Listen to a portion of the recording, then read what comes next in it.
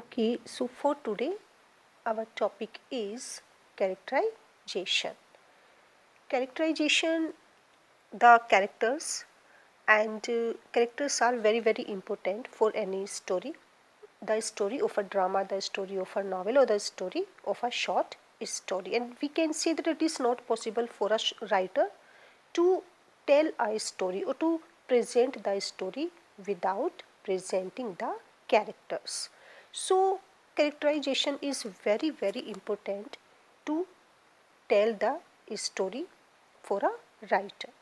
And the popularity of a writing depends on not only on the plot is the soul, but also on the characterization. What kind of characterization is being presented by a writer? A writer reveals what a character is like and how the character changes throughout the story.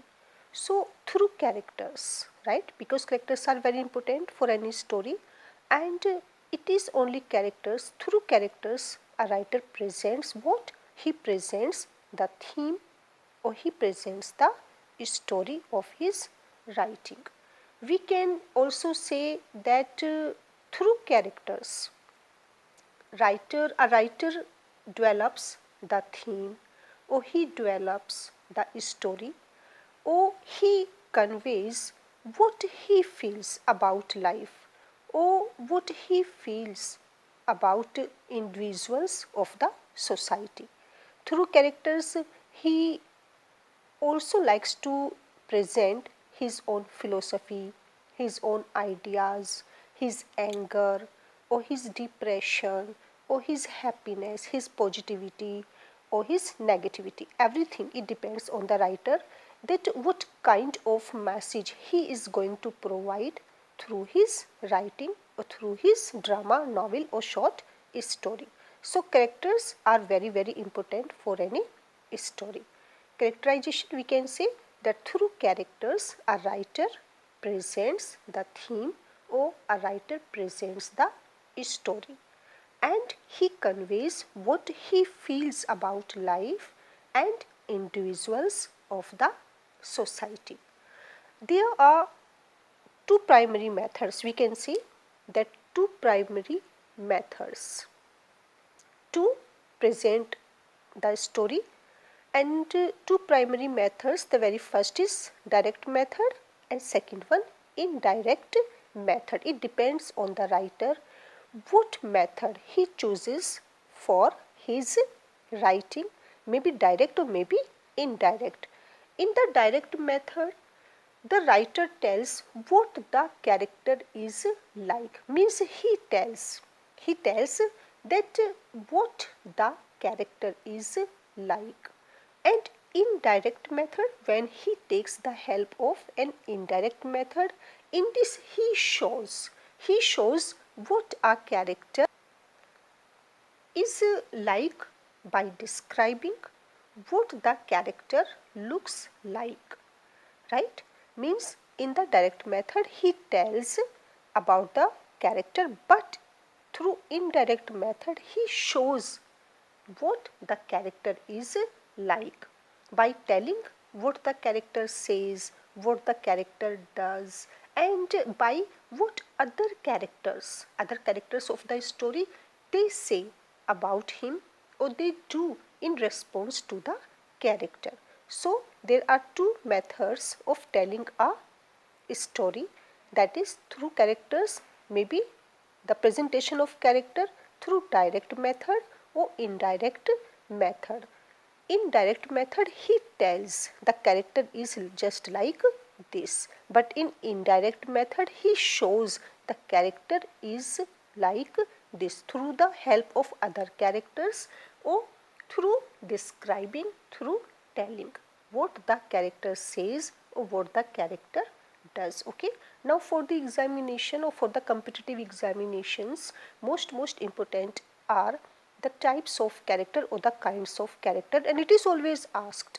The very first two are very important, flat character and round character. So all these are types of character, and let us discuss one by one what kinds of characters are here. The very first is most important, flat character. Okay, so I have just sorted out, there are so many different kinds of character, but most important characters I have sorted out here, that is flat character, round character, third one thematic character, episodic character, typical or individual character, number 6 conventional character or traditional character. Next one symbolic character, and the last one that is good or bad character. So just try to know one by one all the different kinds of character. The very first is flat character. Flat character. What kind of are these characters? That is called flat characters. Okay, in a story we can find out how we make a difference between flat and round character. Into the simplest word, flat character is always very simple. It is a simple character, or we can say that a flat character is a minor character in a work of fiction, in a work of drama, or in a any kind of literary work. So flat character is just like a simple character, a minor character, and he doesn't undergo substantial change or substantial growth in the course of a story. Means we don't find any kind of change in the whole story in the character of this. So this is why that a particular character is called a flat character, when we find that his or her character is very simple and there is no change. Okay, there is no change in the character. Means right from the beginning to the end we find the same character of a particular person in the story. So that is called a flat character. Means we can also say that he or she has a supporting role to the main character. So supporting character or supporting role, and a flat character is also that he has always a single idea, a single quality. Means he exposes himself in one single sentence, and he never does anything which is unexpected. Means whatever he does, that is already expected, and he doesn't give us surprises, he doesn't give us shock, because we know very well that he will remain the same right from the beginning to the end. So that is called a flat character. Means he lacks, into the simplest words, he or she lacks complexity. The reader or the audience, they can easily understand that yeah, it is a flat character because that he doesn't have any kind of change throughout the story, right? I think that it is now very clear that a flat character doesn't have any kind of change in the whole story right from the beginning to the end, and that is why that we say that it is a very simple character because there is no change. And now the second one, that is most important, and it is also, that is round character. I personally like or prefer always round character in a story, because Aristotle, he always preferred complex plot, and if the characters are also very complex, or there is a complexity in their character, that is very interesting for the reader. So round character is completely opposite to a flat character. Round character is complex, on the contrary flat character is simple. So now there is a complexity in the character of round character. Means we can say there we find, or we may find a change, maybe a little change, but maybe a big change in the character of these kinds of characters, and they are called round characters. So round character is complex. We can say that such a character has a dynamic personality. He surprises the reader, he gives shocks to his readers, and whatever he does, that is really very unexpected, because what character we find him right from the beginning, we now feel a change, a big change in these kinds of characters because of their complexity. So they surprises us, and they surprise us, they shock us, and but in a convincing manner. We feel that yeah, whatever change they are having, that is true. And if we had been on their place, we would have the same changes or same behavior. And the round character, he plays his role very very skillfully. Jane Austen's characters, Emma, Pride and Prejudice, they are, most of the characters of Jane Austen's are round character, means complex character. So round character is very very important, and never forget, in brief, there is a change in round character, right? Flat character, simple character, no change, but round character there is a change, and that is why that they can be called a complex character, because they always carry a dynamic personality, a complex personality. Got? So now the third one, that is thematic character. Now thematic character, of course, a person who stands for a certain ideology, and that is, he always carries a certain thought, a certain principle, that is a thematic character. And not only an actor, not only a performer, not only a sufferer, but also a carrier of views, carrier of, that is the themes. And the writer keeps his own views. We can see here that through these kinds of characters, the writers, they always prefer to present their own views. Means through these kinds of character, they present their own philosophy. And uh, GB Shaw, George Bernard Shaw's play Arms and the Man, we find thematic character Blunt's Chili.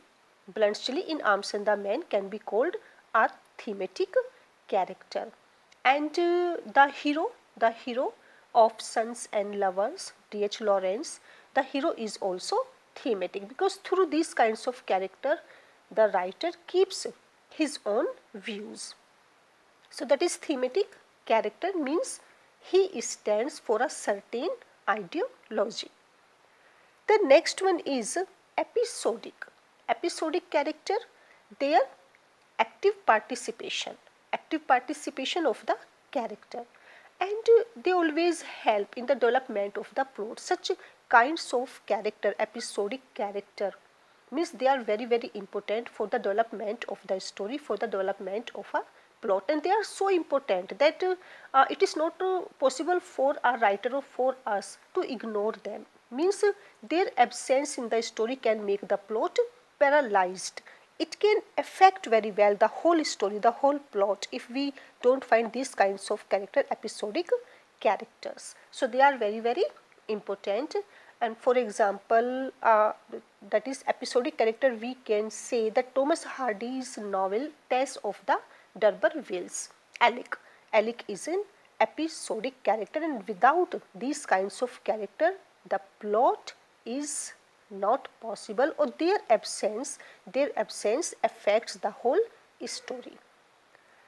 Next one is our individual character, or we can say typical characters. For example, first of all, I would like to give you the example of Geoffrey Chaucer's Canterbury Tales. There are many characters, many typical characters in Chaucer's Canterbury Tales. So typical or individual characters are those who always represent some certain qualities of a particular character. Means typical, that is he is a typical character, or she is a typical. That means that who represents the class, a particular group. For example, knight in Canterbury Tales, knight, monk or nun, they are very typical character. We find an individual character in Chaucer's Canterbury Tales, because they represent individuality of a particular class, of a particular group. So typical character or individual characters. Next one, sixth one is conventional. Okay, the word is indicating itself. Conventional, maybe traditional. Okay, these kinds of character can be called either traditional character or conventional character. Conventional character, first, for example, E.M. Forster. E.M. Forster always preferred to present these kinds of character, conventional or traditional characters. Conventional characters, they are always drawn on a conventional pattern. Means there is nothing new in them. We are very aware of their traditional approach, their conventional attitude, and we don't find anything new in them. They are also called, that is, this is why that they are called traditional characters. And of course, E.M. Forster, he presented traditionalist or conventionalist characters in his stories, in his novels. The next one is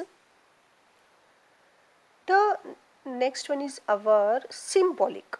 Symbolic, the word is again indicating symbolic, means they present the character is a symbol of some particular virtues, some particular vices or some particular qualities.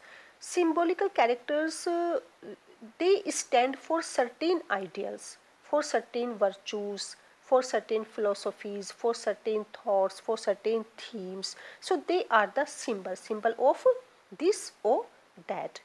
And Passage to India, that was a novel of E.M. Forster.